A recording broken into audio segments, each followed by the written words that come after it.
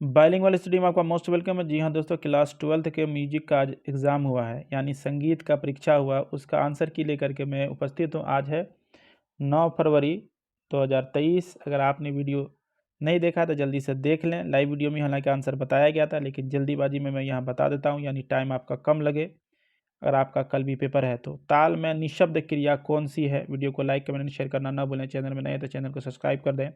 Option C बिल्कुल सही हो जाएगा। क्रमिक पुस्तक मालिका के लेखक कौन है? तो भातखंडे जी हैं। ऑप्शन जो ए बिल्कुल सही है। अगला देखते हैं क्या कह रहा है। डॉक्टर एन राजम कौन सा वाद्य बजाती थी? वायलिन बजाती थी। ऑप्शन डी जो है आपका बिल्कुल सही हो जाएगा। 4 नंबर राग देश का वादी समाधि क्या हो जाएगा? तो रे और प हो जाएगा, यानी ऑप्शन बी जो है आपका बिल्कुल सही है। किसी बच्चे का क्वेश्चन है, ज़्यादातर सही लगाया। 4 ताल में कितने विभाग होते हैं? तो 4 ताल में आपको 12 मात्राएं, 6 विभाग होता है। ऑप्शन सी जो है बिल्कुल सही है। राग केदार का थाट क्या है? तो राग केदार का थाट कल्याण है। ऑप्शन ए बिल्कुल सही है। आगे देखते हैं ताल तिलवाड़ा में कितनी मात्राएं होती है? तो 16 मात्राएं होती है। तिलवाड़ा ताल जो है 3 ताल की तरह होता है। ऑप्शन देखते हैं अगला। 8 नंबर क्वेश्चन में कह रहा है हिंदुस्तानी संगीत में कितने थाट हैं? तो ये बहुत ईजी क्वेश्चन था, 10 थाट मानने हैं। तीव्र म का प्रयोग किस राग में होता है? तो तीव्र म का प्रयोग जो होता है आपको राग यमन में होता है, यानी ऑप्शन ए जो है बिल्कुल सही है। रूपक ताल में कितनी मात्रा दारुक बताएगा? तो रूपक यानी 7 मात्रा है। आपका ऑप्शन ए जो है बिल्कुल सही है। राग बिलावल का गायन समय क्या पूछ रहा है? राग बिलावल का गायन समय जो है आपका प्रातः काल हो जाएगा, यानी ऑप्शन बी जो है यहाँ पर आपका बिल्कुल सही है। आगे देखते हैं किसी भी ताल की पहली मात्रा क्या कहलाती है? पहली मात्रा जो ये भी क्वेश्चन बहुत शम कहलाता है, जिसको एक्स से या एक से डिनोट किया जाता है। अगला देखते हैं 13 नंबर क्वेश्चन में क्या कह रहा है। तबले में चमड़े के से मढ़ा हुआ भाग क्या कहलाता है? तो काला वाला भाग जो होता है वो स्याही कहलाता है, बाकी उसका मैदान और चाटी कहलाता है। तो आप लोग इसमें आंसर बताइए कि तीनों चीज़ उसी को चमड़ा से मढ़ा हुआ भाग ही कहलाता है। आगे देखते हैं राग भैरव का गायन समय क्या है? तो 14 का सही आंसर हो जाएगा प्रातःकाल, यानी ऑप्शन ए बिल्कुल सही है। ओड़प संपूर्ण जाति के किस राग के आरोह में कितने स्वर रहते हैं? तो ओड़प संपूर्ण का राग 5-7, यानी आरोह में 5 और अवरोह में 7। 16 में देखते हैं राग भोपाली किस जाति का राग है? तो राग भोपाली जो है आपका ये औड़प जाति का है, औड़प जाति का, यानी 5-5 स्वर लगता है। राग काफी का गायन समय क्या है? तो 17 नंबर का सही आंसर हो जाएगा रात्रि का द्वितीय पर, ऑप्शन सी। गीत के दूसरे भाग को क्या कहते हैं? पहले भाग को अस्थाई, दूसरे भाग को अंतर, ऑप्शन बी जो है बिल्कुल सही है। दादरा ताल की ताली किस मात्रा पर होती है? तो दादरा ताल में एक ही ताली का प्रयोग किया जाता है। जब एक ताली का तो पहली मात्रा पर किया जाएगा। पंडित सियाराम तिवारी किस शैली के गायक थे? तो पंडित सियाराम जो तिवारी हैं किस शैली के गायक थे? तो 20 का सही हो जाएगा ध्रुपद, यानी ऑप्शन बी जो है आपका बिल्कुल सही है। झपताल की दूसरी ताली किस मात्रा पर है? तो झपताल की दूसरी ताली पहली मात्रा, दूसरी ताली तीसरी मात्रा पर, ऑप्शन बी जो बिल्कुल सही है। किस राग में दोनों मध्यम लगते हैं? अगर आपको वीडियो फास्ट लग रहा है तो आप स्लो करके देख सकते हैं, यूट्यूब में व्यवस्था है स्पीड घटाने बढ़ाने का। किस राग में दोनों मध्यम लगते हैं? तो दोनों मध्यम जो प्रयोग किया जाता है राग यमन में किया जाता है। बी नहीं होगा आंसर, ए होगा। आगे देखते हैं भैरवी राग में कितने स्वर प्रयुक्त होते हैं? भैरवी राग में 7 स्वर प्रयुक्त है, ऑप्शन सी जो है बिल्कुल सही है। आगे देखते हैं अभिनव राग मंजरी पुस्तक के लेखक कौन है? तो पंडित भातखंडे है, ऑप्शन सी जो है बिल्कुल सही है। किस राग के आरोह में ऋषभ और धैवत वर्जित है? ऋषभ और धैवत जो है यानी रे और ध वर्जित है, ये पूछ रहा है किस राग में? तो ये हो जाएगा आपका भीम पलासी, यानी ऑप्शन बी जो है आपका बिल्कुल सही है। आगे धमार ताल में खाली किस मात्रा पर होता है? तो धमार ताल में जो खाली होता है वो आपको 8वीं मात्रा पे होता है, यानी ऑप्शन बी जो है आपका बिल्कुल सही है। निम्न में पखावज वादक कौन है? 27 का आप लोग कमेंट करके बताएं, इसका एग्जैक्ट आंसर नहीं मिल पा रहा है, आगे बता दिया जाएगा कमेंट करके, पिन कर दिया जाएगा। किस ताल में 2 विभाग होते हैं? तो कहरवा ताल में जो है आपका दारुक कहरवा 8 मात्रा 2 विभाग होता है, ऑप्शन डी बिल्कुल सही है। सबसे तीव्र लय किसकी होती है? तो तान की होती है, ऑप्शन सी। आगे देखते हैं किस राग में ऋषभ गंधार धैवत और निषाद कोमल, यानी रे ध ध क्या रे ग ध नी होता है? तो सही आंसर क्या हो जाएगा आपका? 30 का सही आंसर हो जाएगा भैरवी, ऑप्शन जो है ए बिल्कुल सही है। आगे देखते हैं नाद कितने प्रकार होते हैं? 2 आहत नाद अनाहत नाद मुख्य 2 प्रकार होते हैं। अवनद नाद अवनद वाद्य कौन सा है जिसमें चोट पहुंचा के आवाज़ निकाली जाती है? तबला। आगे देखते हैं आश्रय राग कौन सा है? वैसा राग जिसका थाट और राग दोनों सेम हो, समान हो, उसको आश्रय राग कहा जाता है।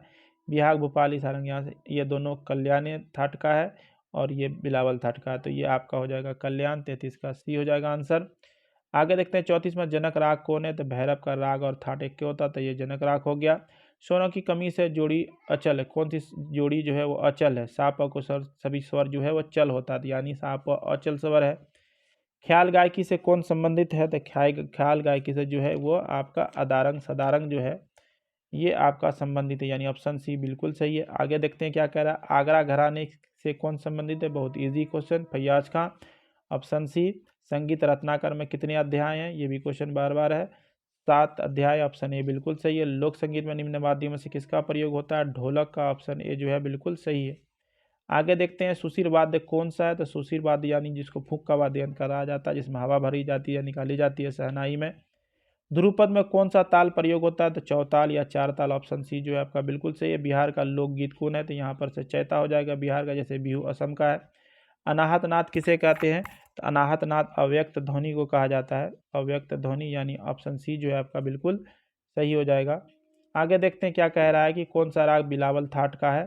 तो 44 का क्या हो जाएगा? बिलावल थाट का। यहाँ पर जो बाकी तीनों है वह आपका यमन कल्याण थाट का है, तो सारंग ही बचता है, तो सारंग आपका हो जाएगा बिलावल थाट का।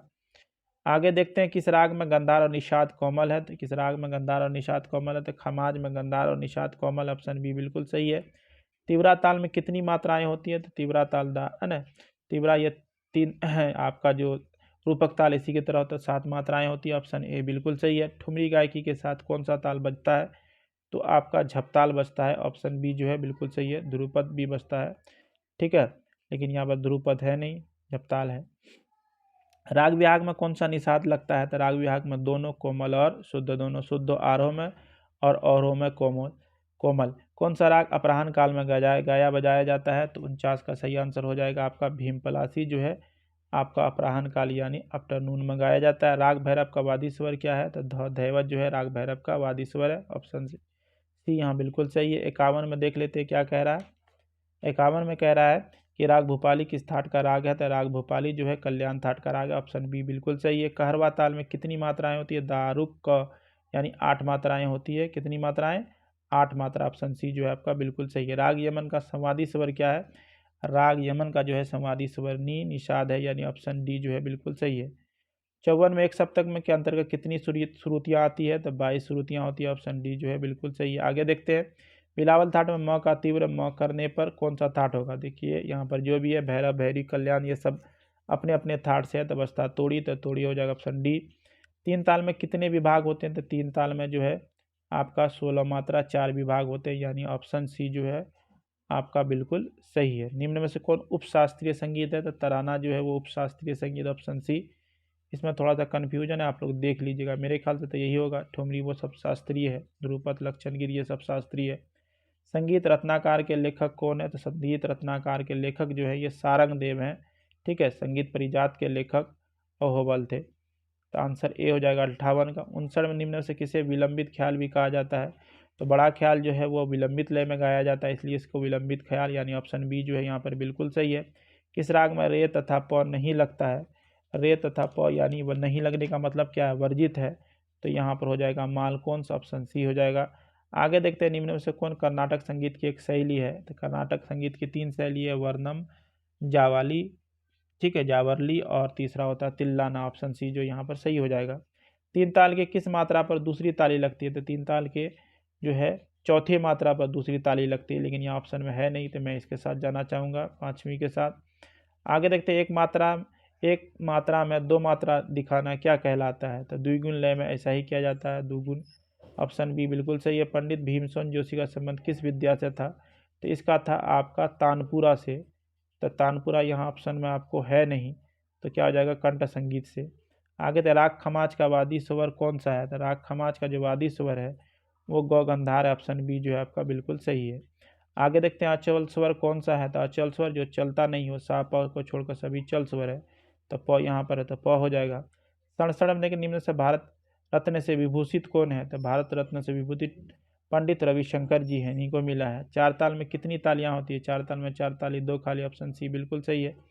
पंडित अनोखे लाल का संबंध किस घराने से था? यह बनारस घराने के से थे, ऑप्शन ए बिल्कुल सही हो जाएगा। शुद्ध और कोमल स्वर मिलाकर कुल कितने स्वर होते हैं?